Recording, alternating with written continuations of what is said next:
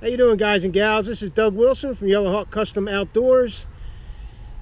This video is going to be basically catching up with Bob. We haven't seen Bob in a few weeks on the channel. He's been out and about. He's a pretty active guy. So I'm going to turn it over to him when we come back from the introduction. Stay tuned.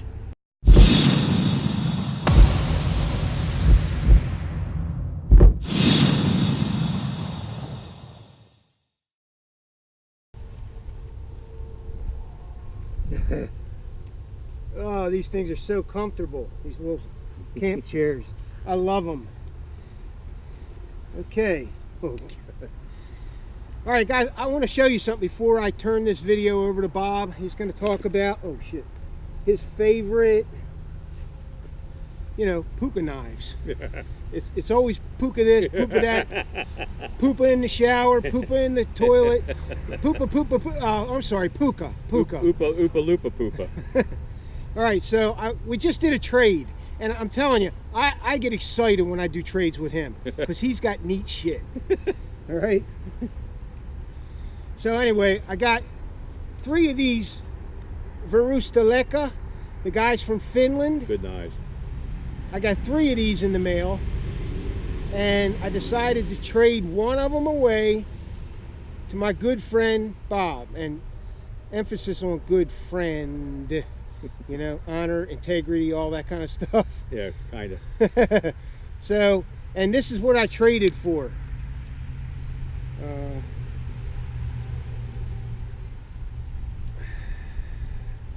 The sun's in my eyes. I gotta wear sunglasses. I know, Joe Cool, all that stuff. It's the sun. This is a Helm. I don't know what, Kellum Puka. A Kellum Puka. Beautiful knives. Beautiful knife. Birch handle. Pretty lightweight. Oh man, this is a, I know this is going to be a hell of a woodworker. Sharp knife. So I struck a deal with my buddy, and I got this in return. Absolutely beautiful. Beautiful leather sheath. Kellum Puka. Puukos. So I'm excited about that. Okay, so I'm going to turn this video over to Bob, and he's going to take it away and show you some Puukos. Roger that. Here we go, musical chairs. Okay, guys and girls and kids and of all ages, just wanted to give you an update on what I've been doing. Haven't been around in a while. First, I want to show you a knife that I found on eBay, and I didn't even know it existed. And for all you Schrade guys out there, this is a Schrade Walden. It's sort of post-World War II, pre-Korea. I really don't know a lot about the history. I bought 5 or 6 of them, sold 2 at the gun show the other day. And they are like the Mark I US Navy Camillus that used to be out there. Boker made one. Imperial makes one, almost identical. It's a leather stacked, it's aluminum hilt and butt.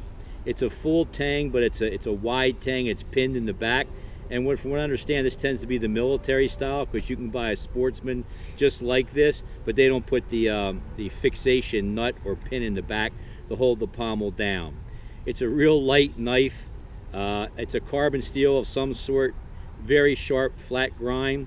Great cutter, just a you know, it's a antique, historical, neat knife. Okay, good shape.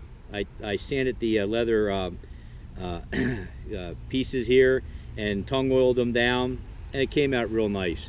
I sold 2 of them at the gun show for like 35 bucks a piece, and they didn't cost me any more than that per se. I'm a pretty easy guy when it comes to selling knives. So I got a nice sheath that I had gotten from Doug. It fits it. The sheaths they come in are pretty ragged, been worn out, but I take a look at them. Down, you know, Schrade Walden. Just look on vintage military knives. They're very nice knives. They would do a good job for you. The other thing, as you know, I'm a big Scandinavian guy, especially the Finnish and the Swedes, Norse, whatever. And I came across this guy here with an ergonomic handle. Molded. Now I don't like pre-molded handles because they kind of limit to how you can move the knife around in your hand. But even Doug was impressed with this handle, and so am I. It fits real nice.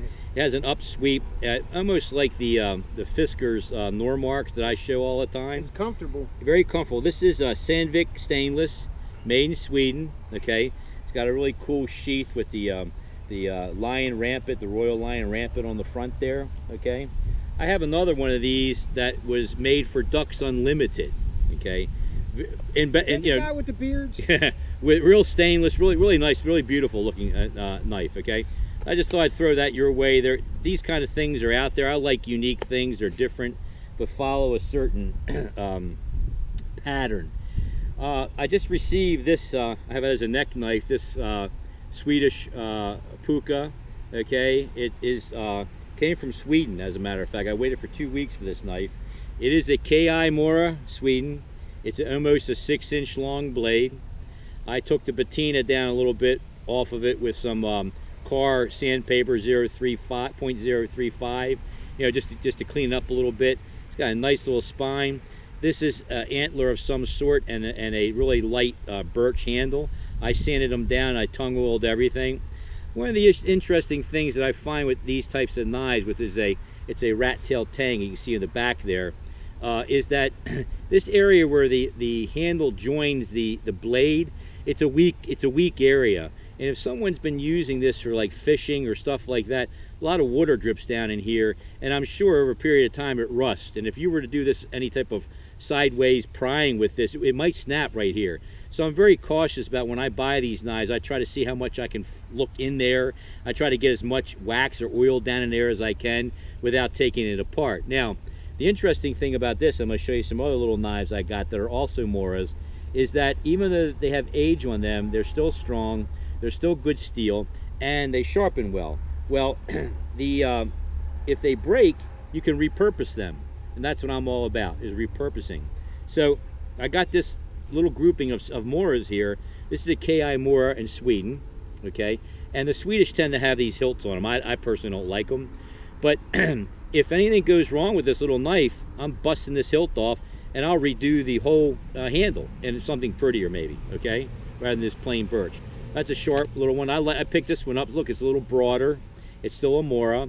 This is a FM Mattsson Mora made in Sweden. Like I told you in a prior video, all these guys came out of like the same area, and they used each other's tools and things of that nature. This is more iconic. I like the little speckled bird's eye type shape on here. That'll really sand down real well. And it's a tang on the back. You know, it's a single rat-tailed tang that they peen down.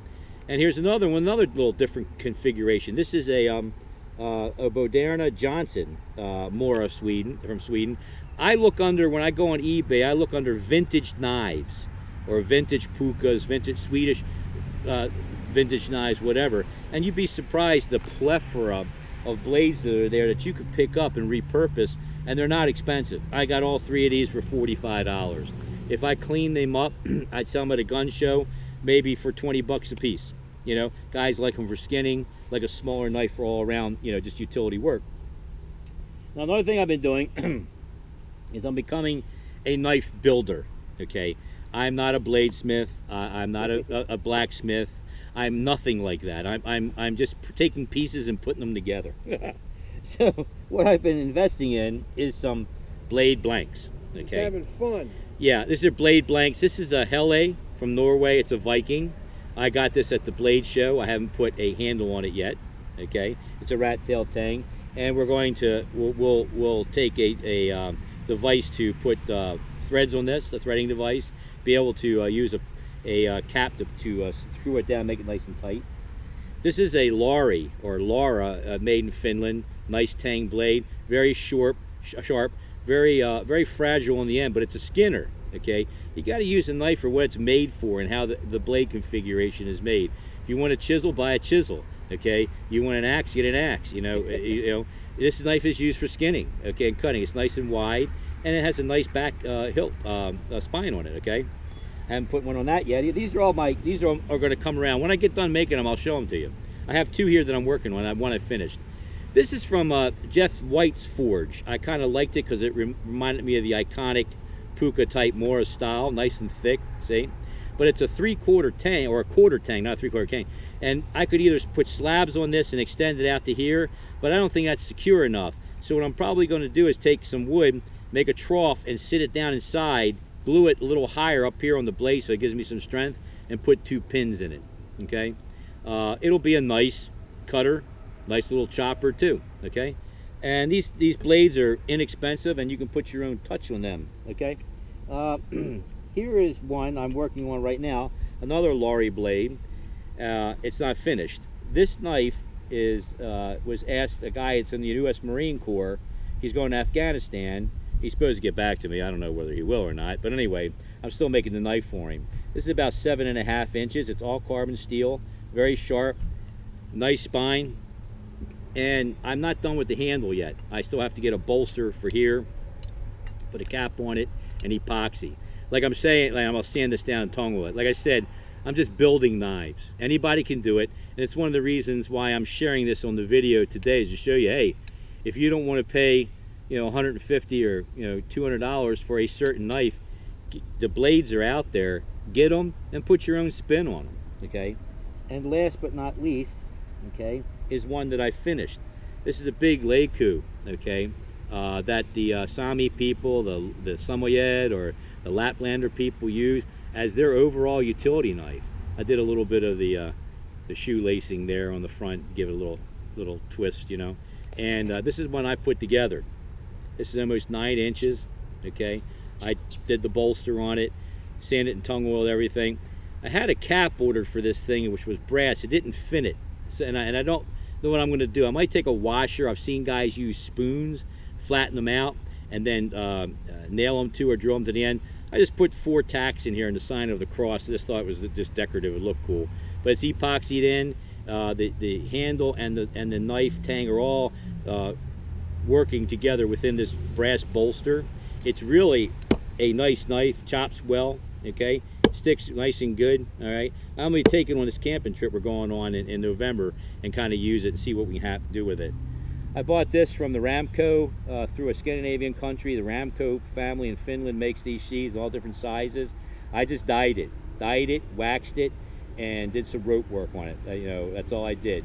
So, you know, you can make these things. If I were to buy this new, it'd go about 150 bucks, okay, depending on who made it, okay.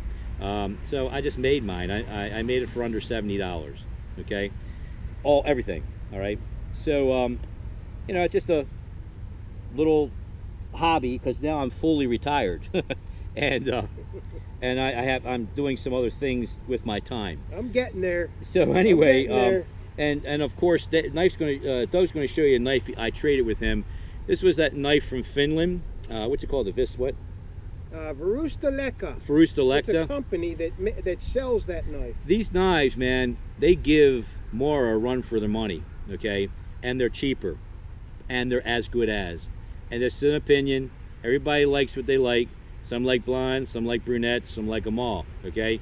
So don't get your little feelings hurt because I said I like this knife a lot and might give more a run for its money. As you can see, I have tons of Moras. And if you came to my house, I have thousands of more Moras because they're good knives too. But I'll tell you what, for the price of these, which is $30, okay, without a sheath, just like this, okay, it gives the, what's it, the Marburg? What's it called, the Marburg? Yeah, the Garberg. The Garberg, which is $100, $100.